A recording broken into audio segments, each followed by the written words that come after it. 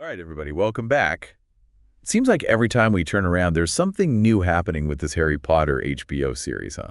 Yeah, it's like every week there's some new little detail or casting announcement. Exactly, and today we're diving into one that's really stirred up the fandom. Oh yeah, this one's a biggie. Yeah, it is. So, we're talking about the casting of Severus Snape, and the article we're looking at from Forbes is really raising some thought-provoking questions about how this decision might impact the series as a whole. Definitely. I think this casting choice is really forcing us to think about how to adapt a story that's so beloved while also being sensitive to the ways the world has changed since the books first came out. For sure. Yeah. So for those who haven't heard yet, Paapa Essiedu has been cast as Snape, and right off the bat, the article points out how some fans are saying he's way too handsome for the role. Well, that's the internet for you. Always focus on appearances. Right. But there's a much deeper issue here that the article digs into, and that's the fact that this casting changes the race of a major character. Yeah, and that's where things get really interesting because it brings up all these questions about how the series is going to handle certain scenes from the books and movies. Okay, so let's break this down for everyone. With Snape now being portrayed by a black man, what does this mean for how the series might handle Hermione Granger? Right, because her race has always been a bit of a gray area. Exactly. Well, J.K. Rowling has actually stated that Hermione's race was never explicitly stated in the books. Oh, really? Yeah, so technically there's room for interpretation when it comes to casting. I see. So it's not like they're going against canon or anything. Right, and we've already seen this play out in the real world. Remember the Harry Potter and the Cursed Child play? Oh, yeah. Noma Dumezweni, who's a fantastic black actress, played Hermione. Yeah, she was amazing. And unfortunately, she faced a lot of racist backlash online because of it. Oh, it was awful. It was really disheartening to see, and it kind of highlights the potential minefield that the HBO series is stepping into. Yeah, you're right. Because if they cast a black actress as Hermione alongside a white Harry and, probably a redheaded Ron, Right. some of those scenes from the books could become really uncomfortable to watch. Yeah. For example, there are all those scenes where Draco Malfoy bullies Hermione and calls her that horrible word, mudblood. Ugh, I hate that word. Yeah, it's always been a terrible insult. But if you add the element of racial difference into the mix, it takes on a whole new meaning. Oh, absolutely. It becomes much more than just a magical slur. Right, and the article also brought up another interesting point. Remember Hermione's whole thing about fighting for the rights of house elves? Oh, yeah, she's super passionate about that. Well, the article suggests that if she's portrayed as a black woman, that storyline could be viewed in a different light. Really? Yeah, some people might see it as problematic or even offensive. Wow, I hadn't thought of it that way. Yeah, it's definitely something to consider. And it leads to a really important question that the article raises. Do we as viewers need to be prepared to unpack those potentially sensitive elements of the story? That's a tough one, because on one hand, you want to see diversity and representation on screen. Of course. But on the other, you don't want to just gloss over or ignore the parts of the story that might be considered offensive today. It's a tricky balancing act, for sure. And then there's the added pressure on the young actress who might end up playing Hermione. Oh, yeah. Can you imagine the weight of knowing that your performance could be met with the same kind of online hate that Noma Dumezweni experienced? That's a lot to ask of anyone, especially someone who's just starting out in their career. Exactly. And it brings up this bigger question that the article really dives into, which is, can we strive for more diversity in casting without having to grapple with the potentially offensive elements of the source material? I mean, that's the million-dollar question, isn't it? And the article does offer a few different ways that the series might approach this whole dilemma. Yeah, so what are some of those options? What does the article suggest they could do? Well, one option is to just leave those scenes as they are, Just keep them as they were written in the books. But wouldn't that make a lot of people uncomfortable given how we talk about these issues now? Yeah, you're right. The world has changed a lot since Harry Potter first came out, and what might have been acceptable then might not be so much now. I see. So the article acknowledges that, but then it also points out that another option is to just cut those scenes completely. But wouldn't that upset some of the diehard fans? Yeah, potentially. Those who feel like those scenes are important to the story. Yeah, so it seems like kind of a no-win situation. Kind of, yeah. Like you're damned if you do, damned if you don't. Right, exactly. Yeah. So it feels like there needs to be some kind of compromise or something. Definitely. And I think the article offers a really interesting alternative here. Oh, really? Okay, what is it?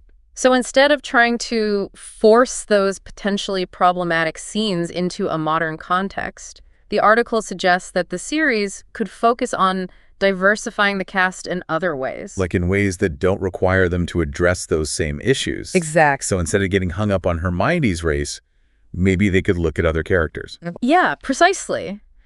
The Harry Potter world is huge, right? Oh yeah, for sure. There are so many characters whose stories could be explored without having to deal with these same potential landmines. That's a really good point. Yeah. So do you have any ideas about which characters might be good for that? Well, the article specifically mentions Dean Thomas and Lavender Brown. Okay. They both have, a decent amount of screen time in the movies, and their backstories are interesting. Right. But their race is never explicitly stated in the books. So you could cast actors of color in those roles and it wouldn't change the story. Exactly. It wouldn't fundamentally alter their roles in the narrative or, create those same uncomfortable situations. That's a really interesting point. I wonder what our listeners think about this. Do any other characters come to mind for you all? Yeah, it's a great question to ponder. It is. It really is. And what I think is so fascinating about this whole discussion is that it really forces us to think about representation in a much broader way. It's not just about, checking boxes or filling quotas or something. Right. It's about really thinking critically about how casting choices can impact the story and how the audience experiences it. So it's about being really intentional and thoughtful about it. Exactly. And it's about acknowledging that sometimes staying true to the spirit of a story might mean making adjustments to reflect, how the world has changed and how our values have evolved. That's a really good way to put it. Yeah. So we've talked about the potential challenges and we've talked about some alternative approaches. Mm-hmm. But let's shift gears a little bit. The article does end on a hopeful note, pointing out that, we haven't actually seen the series yet. Right. We don't know how any of this will actually play out on screen. Yeah, that's true. We are kind of getting ahead of ourselves, aren't we? Yeah, a little bit. I mean, it's all speculation at this point. Right. But I think the conversation itself is still really important to have. Oh, absolutely. And it's not just limited to Harry Potter either, Right. I mean, we're seeing these same discussions pop up around all sorts of adaptations and reboots these days. Yeah, it really feels like a sign of the times, doesn't it? Like we're so much more aware now of the need for representation and inclusion. Yeah, and we're also more sensitive to, the ways that stories can accidentally perpetuate harmful stereotypes or ideas. Yeah, for sure. And I think that's a good thing, Yeah. It means that we're becoming more thoughtful and critical consumers of media. Right. We're not just passively absorbing whatever we see anymore. Exactly. We're actually engaging with it on a deeper level. Yeah, and that deeper engagement can lead to some really interesting and important discussions. For sure. And speaking of important discussions, the article ends on a note that I thought was really powerful. Oh, yeah. What's that? It points out that this new adaptation has the potential to do something really special. Like what? It could use these casting changes as a way to spark genuine conversations about race and representation. Oh, wow. That would be amazing.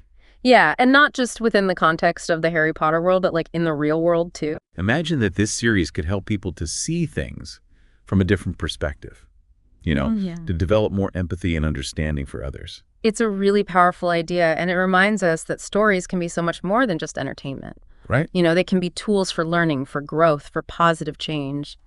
That is such a good point because we often think of fantasy as this escape from reality. Yeah. But you're right. It can also be a way to reflect on our own world and challenge us to think about things in new ways. Exactly. And I think that's what makes this whole casting discussion so fascinating because it's not just about who plays Snape or Hermione. It's about how we as a society are grappling with these huge issues of representation and inclusion. So as we wrap up our deep dive into this casting controversy, what's the big takeaway for you? I think for me, it's that it's not about finding easy answers, or taking sides. Mm-hmm. It's about acknowledging how complex this issue really is and being willing to engage in those difficult conversations. Perfectly said. And I think it's also about recognizing that this new Harry Potter series has the potential to be something truly special. Yeah. Something that could spark important conversations and maybe even challenge us to become a little bit more understanding and empathetic. I love that. That's a great way to put it. Well said. And on that note, I think it's time for us to wrap things up. Okay. But for everyone listening, keep those conversations going. Keep asking questions. Keep challenging assumptions. And keep an open mind. And most importantly, remember that the real magic of storytelling isn't just in the tales themselves. Yeah. But in the ways they inspire us to think, to grow, and to connect with one another. Until next time.